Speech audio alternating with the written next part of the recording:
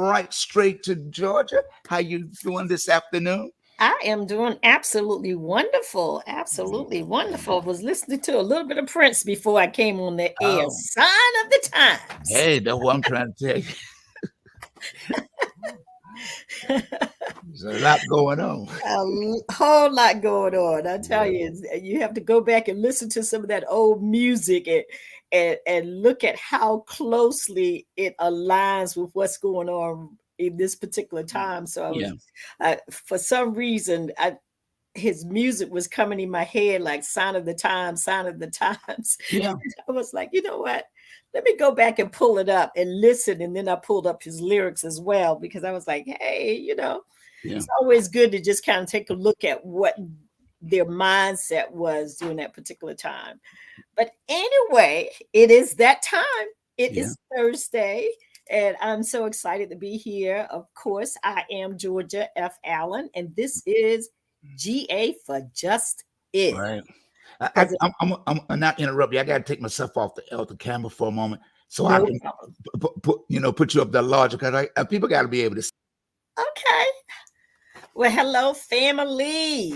It's always great to be here on Thursday again. I am Georgia F. Allen. It is GA for Justice, and it's always the right time to talk about justice.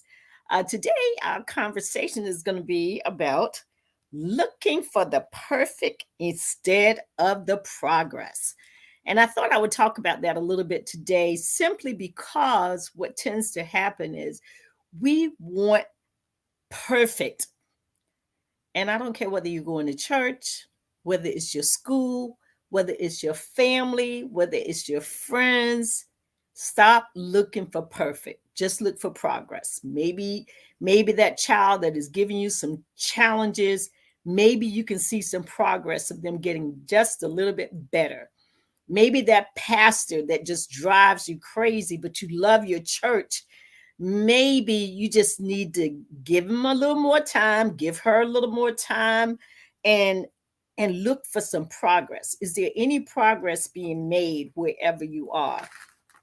And of course, when it comes to justice, you want to kind of look for the same thing. A lot of times we tend to want a microwave moment, you know, wow, in the snap of a finger is here, is done.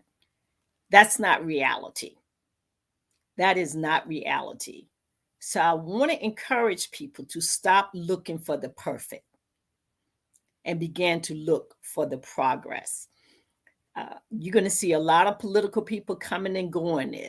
In Virginia, as I share with you a lot, we have elections every year. So you will see political candidates coming and going. Every year there's a campaign, every year there's an election, and therefore we see candidates all the time. We almost feel like we never, ever have a time when we don't have an election, that it's in warp mode, warp speed, 24 hours a day, 7 days a week, 12 months out of a year. Now, for those of you who are in other states who have elections every other year, you're fortunate because we have them every single year.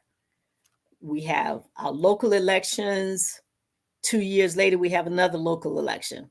While we're having that local election, we may have a state legislature election. And then the next year, we may have a congressperson elected.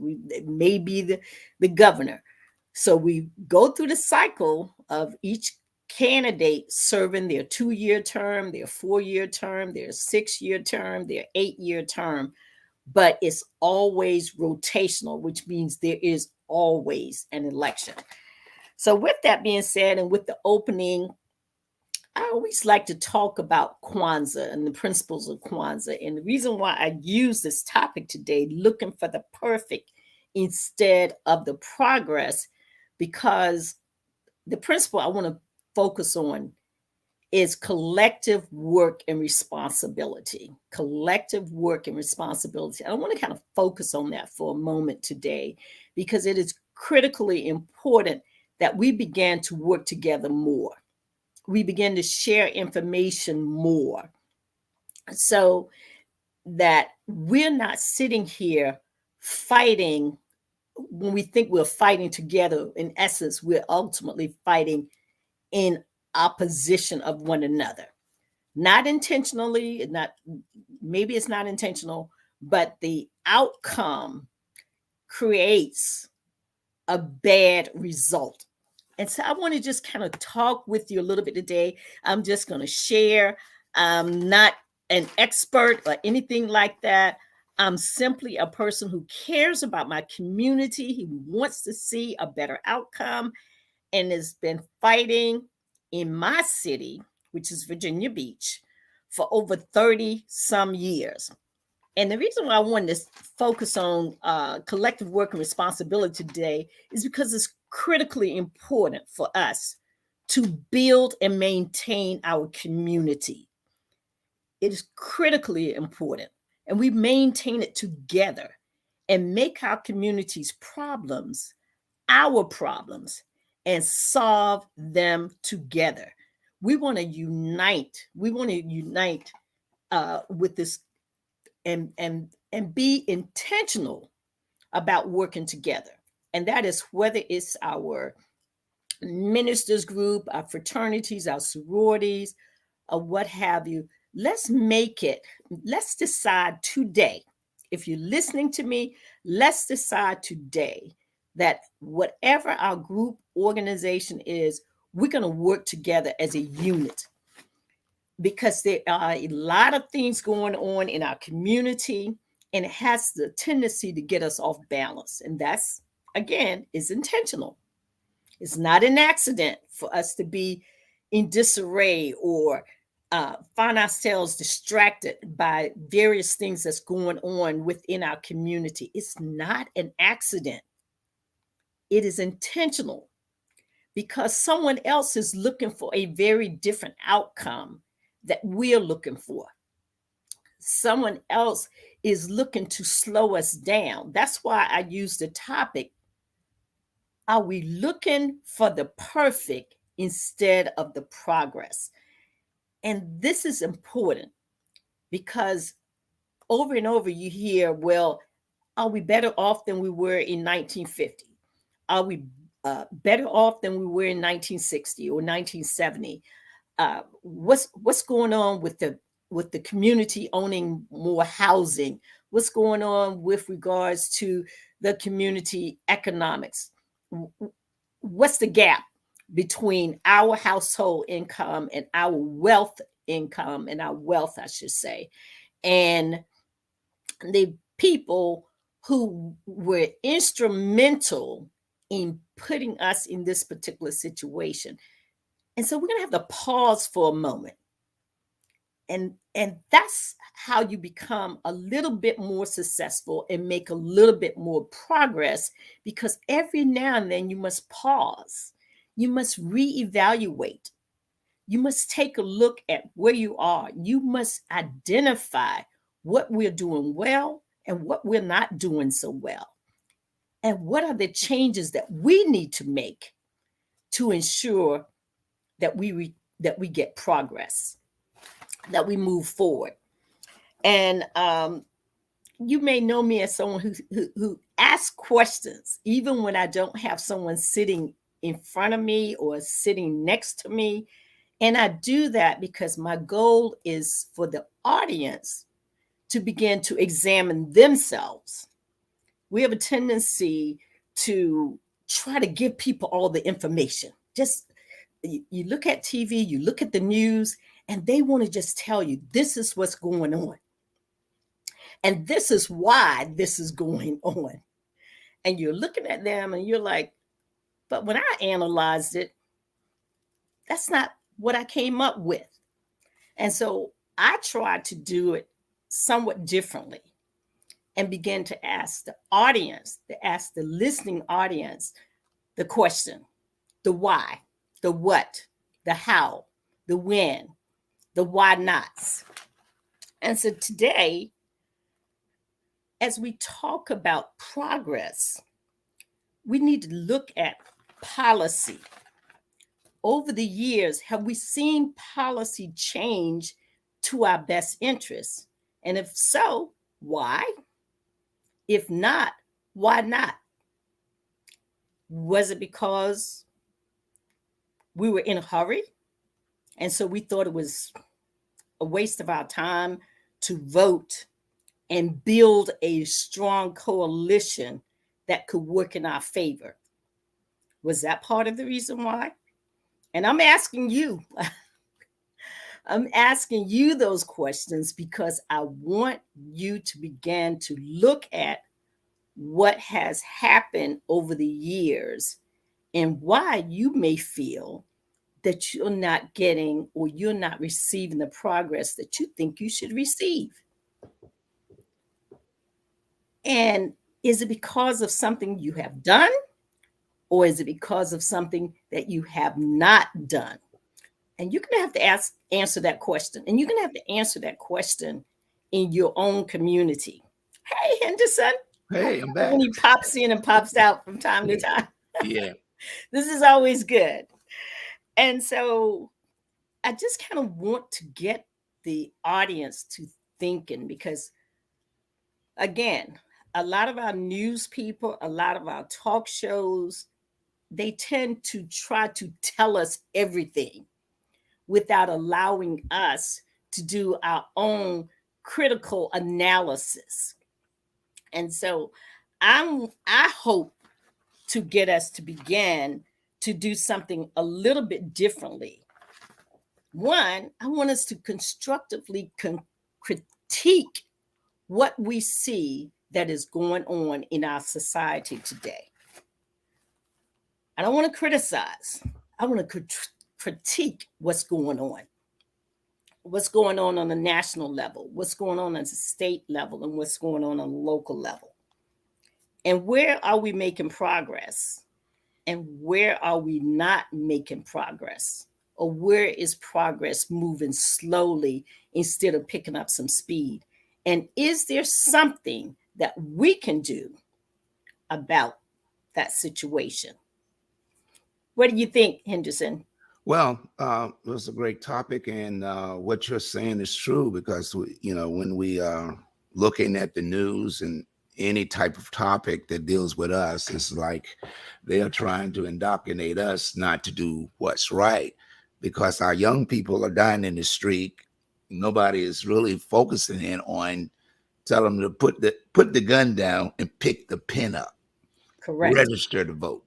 Correct. You got power, but you're using it the wrong way. If you want to be shooting at somebody, join the military and get paid. Absolutely. That ain't making no sense. Mm-hmm. Or join the police force and become a positive influence, right? Instead of a hothead that's shooting people unnecessarily. Right. Change the atmosphere. Yes. Join the police force, get your friends to join the police force with you, and you become that leader, okay, that changes outcomes. You don't have to look at the police department to be perfect right now. What you can do is you can make progress by becoming a part of the entity that has been a lot of times to your detriment. Right. And so when I cut you off, but what you just said, the police department is not perfect now. Why? Right. Because you are not a police officer. You're not a police officer, and you're not bringing your mindset to that type of entity. Right. And you're not saying to them that, no, we need to do some things a little differently. There you go. The other thing is, how do you join the police force?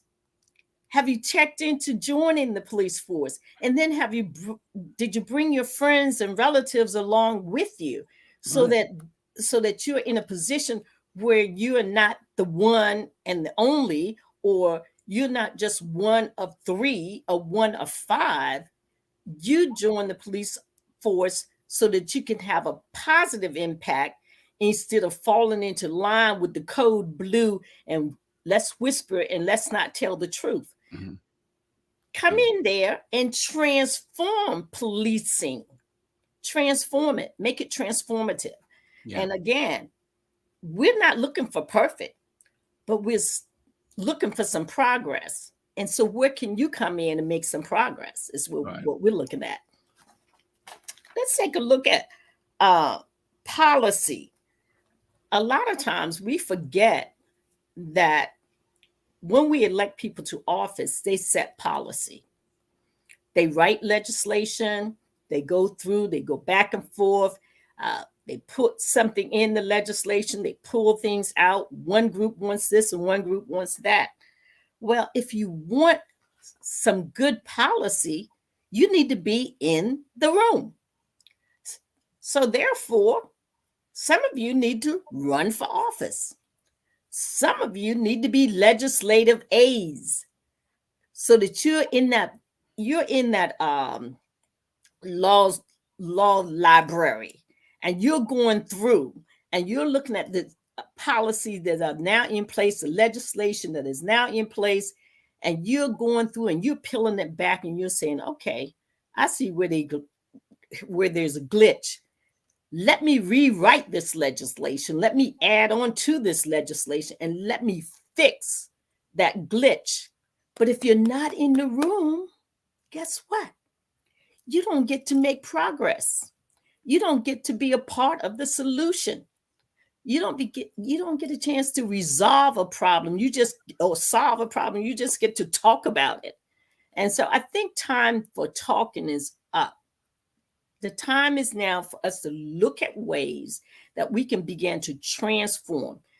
You've probably heard me many, many times say, I'm here simply to have a conversation for information, a conversation for correction when necessary, and a conversation for transformation. It's not my conversation to have alone. It's our conversation to have with one another in our homes, on our jobs, in our careers, and especially in our houses of worship. Because one of the things that we're seeing more and more of is all of these different states and school districts trying to change how our young people are educated. Where years ago we had what we call freedom schools. Okay. Now, freedom schools were the schools that we were educating our own children. And many times those freedom schools took place right in our houses of worship. If we're seeing America do things that are detrimental, it's time to stop screaming your hair is on fire. It's time for you to make the progress. It's time for you to change outcomes. Collective work and responsibility. It's time for you to work together to change what is taking place in our community. Making the problems of our community our problems and solve them together. Whatever the problem is, own it and let's solve it together. And here is an excellent opportunity for us to do this because we're seeing legislation change. So we ask ourselves, are we making progress or are we going backwards? Well, first and foremost, did you set a goal? Did you say these are the things that we'd like to see achieved? Did we put a timeline on the things that we want us to see achieved? Did we put a timeline on it?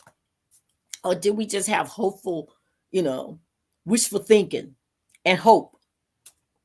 Hope is good, but you got to have more than a hope and more than a wish. You got to put it to action. What do you think, Henderson?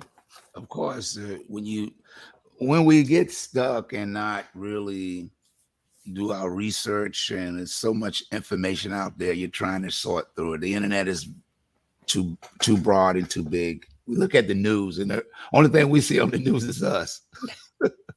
And in a negative light, 99% of the time. That negative energy. When we got young people are creative people. If you don't give them nothing to use it, they lose it. So they sitting home and they ain't watching the news. So why is it that we're sitting around thinking that something going to change day after day? And I tell people, I've been watching the news ever since 2010. Every day I watch the news like people go eating. I'm watching all of it. And it's the same thing. It's still the same thing. What are you doing different to get the young people to say, hey, I don't want to be a part of that. I want to be a part of this. You have to offer them something. That's, like I said, this is why I don't get into a lot of I don't like getting into a lot of politics. That's why I was, begging you, like, yeah, come on and do the show, because I know that why, because I met you during the time I was managing the clubs and stuff, and it's a difference when you have somebody that's know the knowledge, and people are trying to keep you out the game. I'm gonna move her over here, but that's why God gave us a mouth to talk, and eyes to see, and ears to hear. The Bible said, "Let those that have ears hear." Don't mean just they hanging on there, but somebody has to bring the message to the people so that they can it resonates in a way that they can say, let me look that up. She's making sense now. I was thinking that she was all about this or she was all about that, but she's bringing things into focus. And now I'm understanding that we have to vote. We have to get out to the polls. We have to support the people that's doing the work. And like, when we are talking privately or whatever, like I said, is the people that did the work ain't getting the glory. And that happens all the time. Right. And I'm, that's why I'm like, and it can be frustrating. Don't get me wrong. It can be frustrating. And it tends to be frustrating a lot for people who know the folks that are doing the work. Right. Okay. Because when you're out here doing the work, and I'll share this with the listening audience. When you're out here, you doing the work, you have a goal in mind. Okay. You're always looking to build that team of yours so that you can get them working in concert and not divided. And that is work. For those who are out there and don't know, that is work. Because keep in mind, we're all individuals. We all have different thoughts.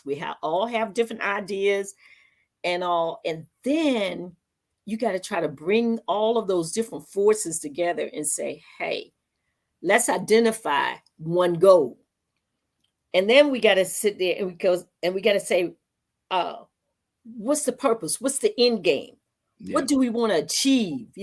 And so we have to begin to look a little bit deeper, and we have to structure it so that all the time we're making progress. Is incremental progress sometimes? Is it slow progress? Sometimes. But are we moving toward the goal?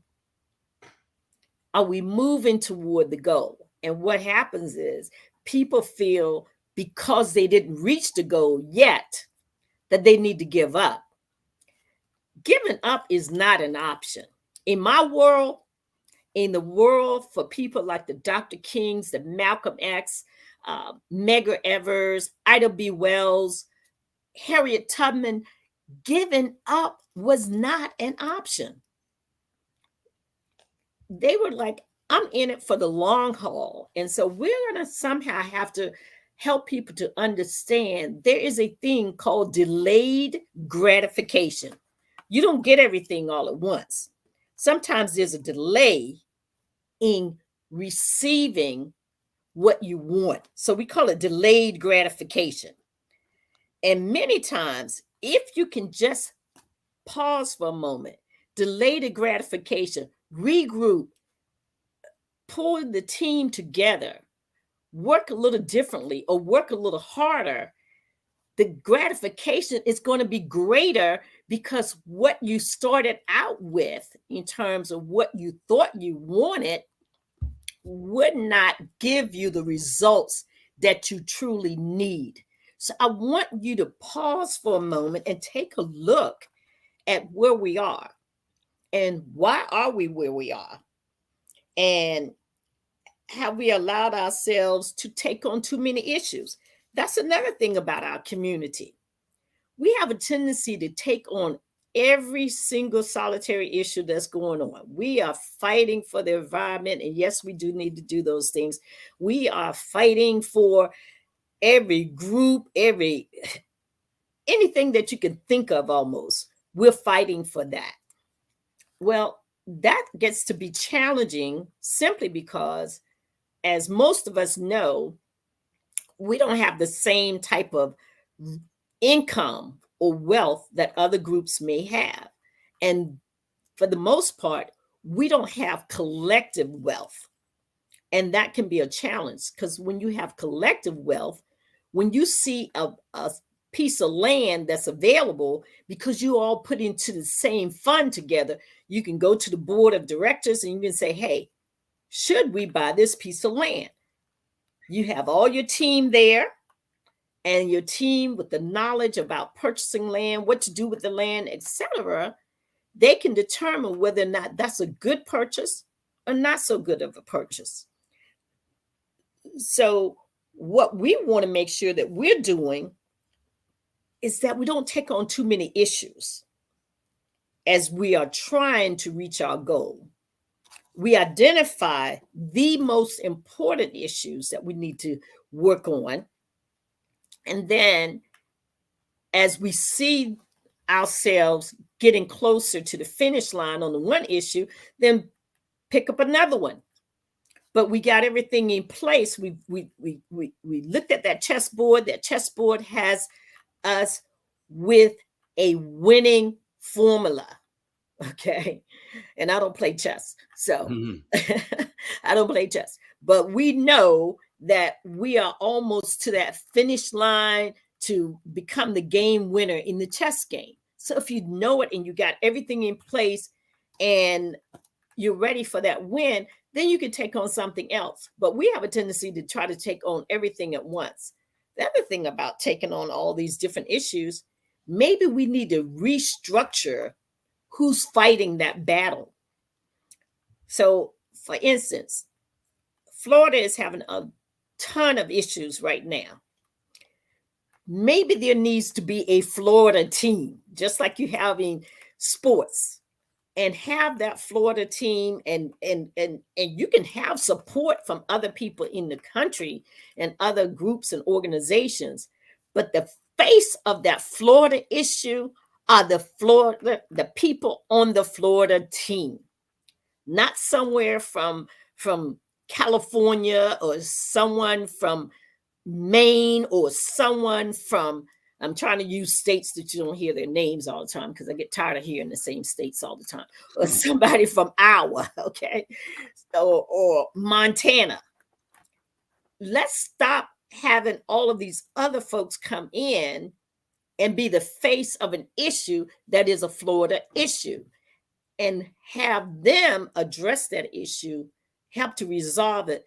But also, because you're there behind the scenes, work it so that it doesn't happen somewhere else. But because you're not the face, you don't have the ability to perhaps intimidate the other groups because they're like, oh my God, New York is sitting there, or New Jersey is in the house, or Montana is there, or Nebraska is there. So maybe we need to restructure some of these foundational things that we've had for years, some of our organizations, and help us to come together in a different way, use a different formula, I should say. Let's do a different formula. Let's don't do the same thing that we always done, because a lot has changed over the years. And what may have worked in the 1950s, some of it will still work today, but it may not work quite as well, or we may have to adjust and pivot and do things a little differently. Again, today's topic is looking for the perfect instead of the progress. I want us to focus more on progress and a little less on perfect, because we have all of these candidates running for the presidency, and these folks are coming out and they're telling you what they're going to do. I'm going to focus on the poor, and I'm going to focus on all those people who have not had a place at the table and I'm just going to do all of this stuff. Many of them, if you set them down in the White House, they wouldn't know who's the head of the Senate. They probably haven't looked at who's running every department in the government. So how are you going to sit there and tell us what you're going to do? Plus, they don't know how the policies work. They don't know the structural things of who you go to for this or who you go to for that, or where the State Department plays in this, where the Joint Chief of Staff plays in this scenario. Many of them don't even know how those things operate.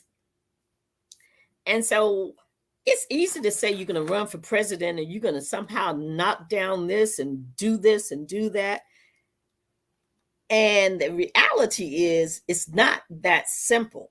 I think one of the biggest things that our generation that's here now and our younger generation can do is take a look at what are the qualifications to run for office. And when I say qualification, I'm not talking about just age.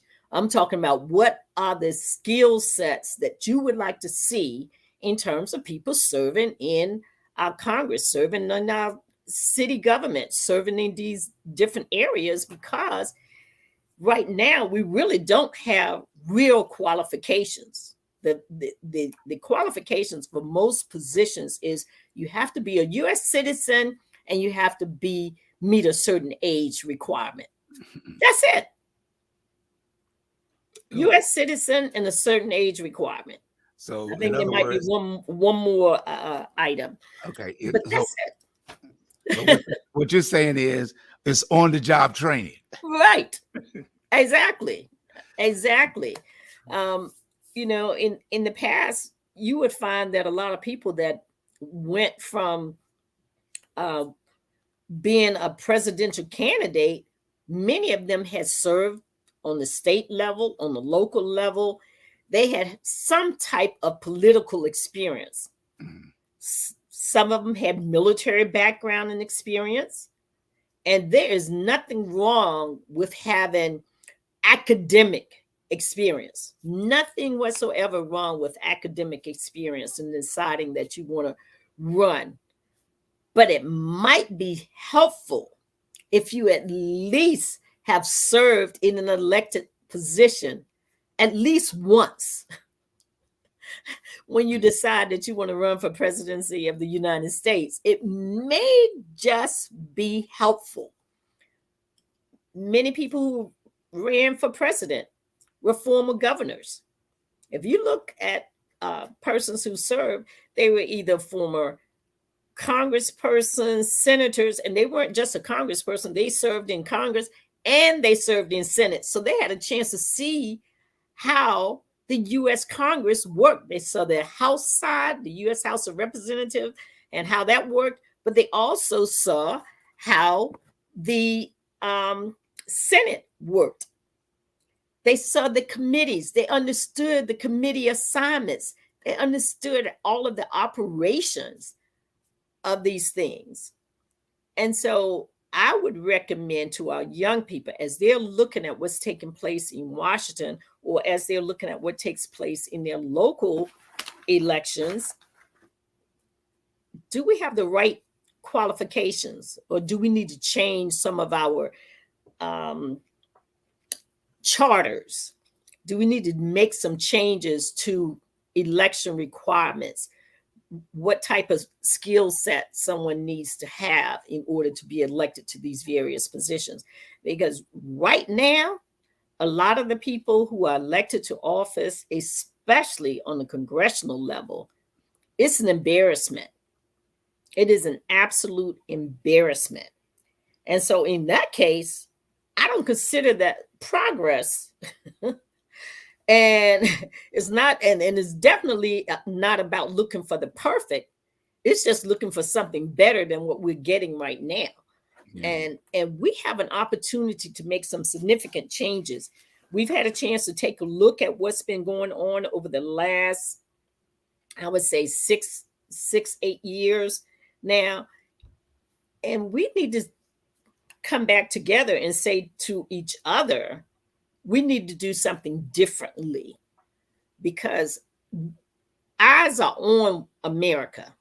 All eyes are on us. Whether we like it or not, all eyes are on us. And they're looking for that little teeny tiny window of opportunity to say, I can take over that country. They're at odds with one another. Yeah. And they definitely don't have competent people in many of the positions serving on the higher levels. That's a problem. And again, we don't have to look for perfect. We can just look for competent people, okay? Yeah. So that we can begin to have progress in our community. And there are things that we're going to have to do. We're going to have to build some necessary teams. We got to have some components that's going to make us work better. On the local level, we also need to look at judges. We can't just look at judges on the state level and on the federal level. We also need to be looking at our local judges as well. We're making sure in our cities and in our counties and in our government, local government, are we making sure that we are identifying potential attorneys to serve as judges in our juvenile justice system, in the circuit court, in our district courts? Are we looking for that? Do we make that a part of our agenda? When we come together, are we making that a part of our agenda? I say, because if we want to have progress, we're going to have to start looking at some things that we may not have been looking at in the past. Are we looking in our city for better and more competent people to serve in positions as mayor? Do we have a mayor? And I'm asking you, regardless of what city you live in, do you have a competent mayor that's sitting and making decisions for your city? And if not, what are you doing about it? What are you doing about it? Are you working to make sure that you have persons who can run for office, who can work and build a better community, who can work on some of these issues that are dragging the city down as they promote how great their city is? And this could be anywhere. It doesn't just have to be in my city. It could be anywhere in the United States. Do you go to town hall meetings? Do they spend more time doing a dog and pony show than actually laying out the real information and said, hey, we are falling short over here, but these are some of the things that we're looking at doing. If you don't, as a citizen, if you don't think that's the right way to go, we'd love to hear from you. If they're not saying those type of things when you're going to these meetings, you need to pull your council member to the side. You need to pull your police chief to the side. You need to pull the chief of the fire department to the side, the sheriff to the side, and talk to them and say, your dog and pony show was real cute and it makes great presentation, but the reality is something different. So let me talk to you about what my concerns are. And never, ever talk to people alone. If I can tell you anything, always have another ear there with you. You got something from me, Henderson? Yeah, well, like you said, we need people to look in other areas. We look at one position and it seemed like they're just repeating stuff that didn't work, taking money, taxpayers' money, bringing programs back that the government said 10 or 20 years ago it's not working, but you bring it back anyway. I don't get that. You know, when you got all these educated people out here today, you know, that can deal and talk to young people, and you're sitting and bringing back something that didn't work 20 years ago. Exactly. Who's making those decisions? That's what I need to know. I don't want to call no names of the cities, I know. but I don't see how you could do something if the government told you 10 or 20 years ago, this is not working, we abandon it, and you bring it back and put it back in the Afro-American community as this is going to work. And the results they don't lie. If you're not getting the results that shows a better outcome, it's not working. Hello. It's not working. And so we need to make sure that we're looking at things from a standpoint of not perfect, but from a standpoint of progress. And where there are shortcomings, where there are barriers, whatever it may be, we have a responsibility to address those issues and address those concerns. But a lot of times you're not going to get anything done addressing these things alone. So you need to be that voice that goes from door to door, or go to civic league meetings, or go to your community network. Almost every community out here has someone who oversees their community. Even when you don't think they do, there is always a person in the neighborhood. I know in my neighborhood, I have this young lady. She's been sickly for I don't know how long, but she's like, did you hear did you hear the noise last night? I said, what noise? Well, it was somebody that got in a fight up here in our community. And I'm sitting there, I'm sleeping through the whole thing. Right. Because my mind says to me, when I go to bed, my angels are watching over me. So it's rare that I will hear anything going on outside of my household unless it's going to directly affect me. And so when I hear anything, it's generally from someone who is the eye of the community. And I'm grateful that she's an eye for the community, because she'll see some things sometimes where she'll call the police and say, you know what, I saw somebody look like they're attempting to break in a car. Well, I'm thankful that she's here. Right. You know, apparently it must not have been my car, because my car is still in my driveway. So someone else. But again, you have eyes and ears in your community. I don't care where the community is, what community. There are always eyes and ears watching in every community. And my community is a very small community. It only has one street, but there are eyes and ears watching the community. In addition to all of the ring bells with the cameras on it and all that. So I say that to say that we have an excellent opportunity. It's what you're going to do with it. This is our time. This is our opportunity to stop looking for the perfect and look for the progress. And where there are shortcomings, let's address those shortcomings and change what's taking place now, if it is not working, to something that will work. But that's going to actually take work. A lot of people don't want to work, and you're going to have to get busy, because what's taking place right now with regards to the laws that are being changed, if they can change them in one state, they can change them in your state. Hello. Okay. If they're making decisions about your body in one state, they can make it in another state. If they're making decisions about education in one state that is not in the best interest of your children, they can make that same decision in another state. So if you want progress, you're going to have to get involved and become a part of the progress. You can't wish and hope that someone else is going to fix your issues. You can't wish and hope that, you know, I just want to have a good time. I just want to live. I just want to enjoy life. We all do. But it would be a shame, an absolute shame, if you were busy enjoying life and you found out that all your rights was taken away because you was too busy enjoying life that you didn't have time to go to city council meeting and speak up when someone else was having a problem.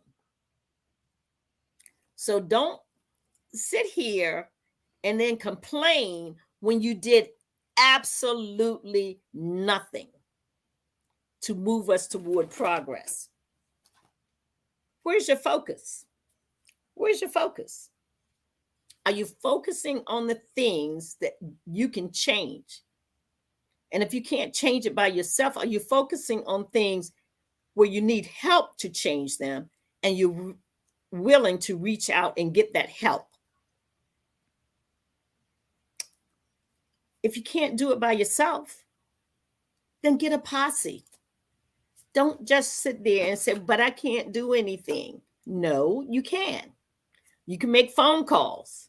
You can get on that phone and you can call up, and especially our young people, because you have that cell phone and you guys can contact 1,000 people in less than 3 seconds. Hello.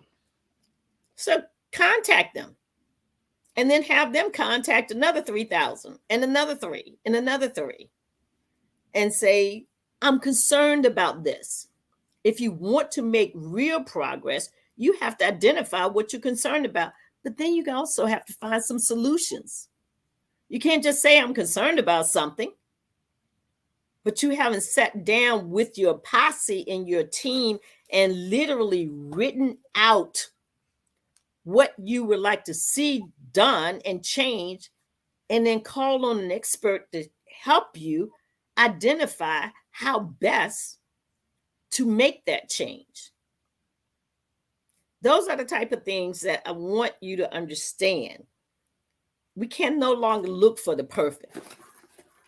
We have to look for progress, which means when it comes to electing people to office, we have got to make a decision that I need enough people in position to pass legislation that is favorable to me.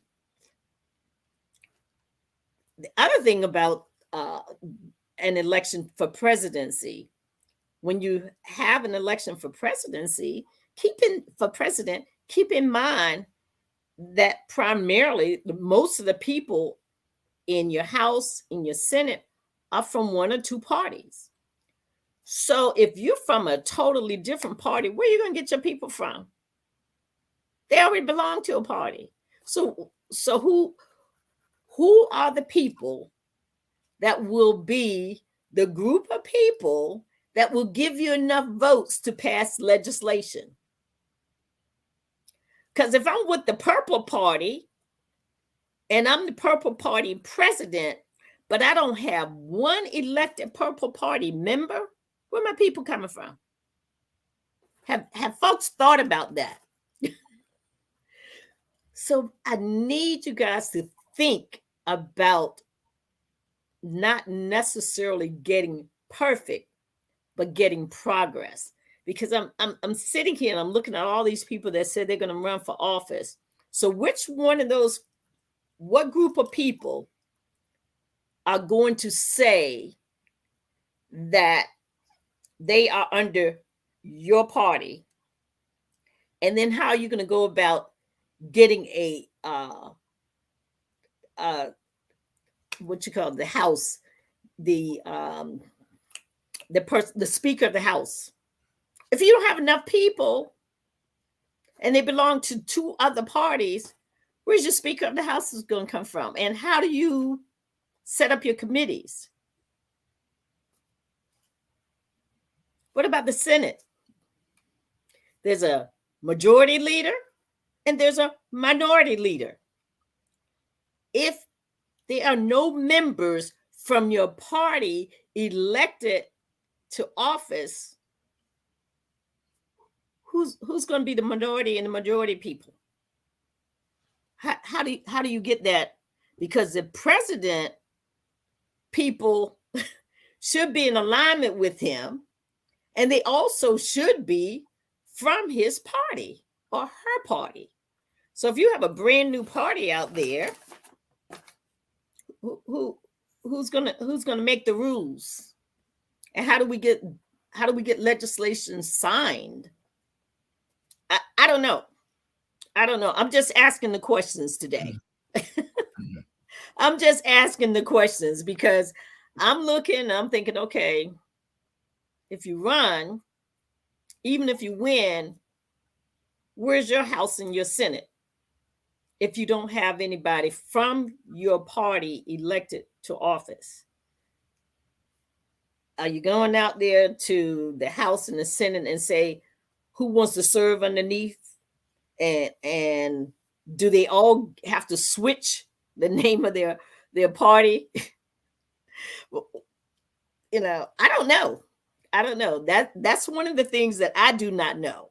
But maybe somebody else write in and tell you how that's going to work. But I'm just curious as how is it going to work if people continue to have these different parties, but none of their members win a congressional seat or U.S. Senate seat. Nobody from their party wins either one of those two seats. And even if they win, all you have is two people who have won. So you are the president and you have two people from the purple party. How are they supposed to make changes? I don't know. But anyway, are we looking for the perfect instead of progress? And I hope that those of you who are listening today, I'm coming to the close of the show. I hope some of you guys are looking for progress. I hope some of you out there are looking to see what you can do to bring about progress on the local level, on your state level, and especially on your national level, because we're going to have to do something differently if we want to have a better outcome. We cannot keep doing the same thing, expecting a different outcome. So with that being said, I am your host, Georgia F. Allen with GA for Justice. Please join us every Thursday at 12 o'clock noon. Look forward to just having a conversation. All I'm doing is just having a conversation.